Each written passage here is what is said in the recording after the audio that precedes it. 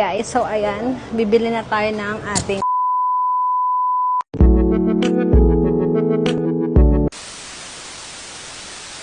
guys, baka kagaya nyo rin ako na nag-iisip na kung anong magandang investment, lalo na sa kagaya nating mga OFW. Tara, samahan nyo ako. Bago nga pala ang lahat guys, ako nga pala si Hani, 6 na taon na ang factory worker dito sa Taiwan. Ngayon nga pala guys, ay nasa Chungli ako para bumili ng isa sa magandang investment sa panahon ngayon. Actually guys, sa mga nakapanood ng mga last vlog ko, dito ko gagamitin yung ipon box na binuksan ko na kahit hindi pa nga siya puno, is binuksan ko na siya. Kasi naisip ko lang na ang ipon natin hindi dapat natin tinatago, dapat natin ini-invest o dapat natin pinapalago pa. At eto na nga guys, nandito na nga po tayo sa Chungli Gold. Actually guys, dito ako madalas bumili ng mga gold. Pero ngayon, first time ako bibili ng gantong klaseng gold, kaya medyo na-excite ako. At hindi ko rin alam kung ano itsura niya sa personal. Kaya ayan guys, nagpa-assist na agad tayo para makita na natin or makuha na natin yung bibilhin talaga natin. Alam mo, dami bibilhin eh, no? Ay, gold bar.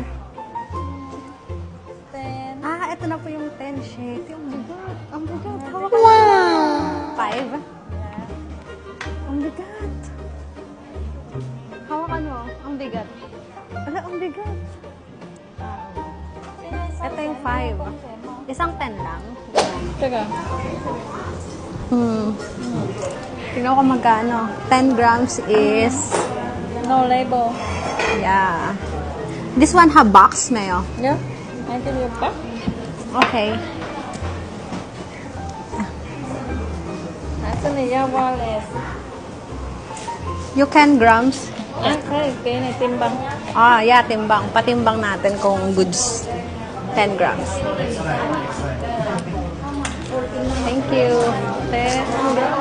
At nung mga nakaraang araw nga guys, nakatanggap din tayo ng tax refund. Syempre, kung marami tayo natatanggap na blessing, dapat alam natin kung saan at paano natin ito gagamitin ng tama para mas marami pang blessing ang ibigay sa atin. Guys, so ayan, bibili na tayo ng ating gold bar. Medyo tumaas na ngayon yung rate. Last week na nagtanong ako is 12,300 lang siya.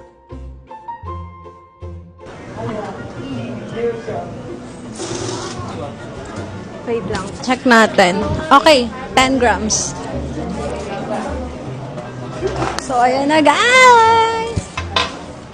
This is 10 grams. Okay. At eto na nga guys.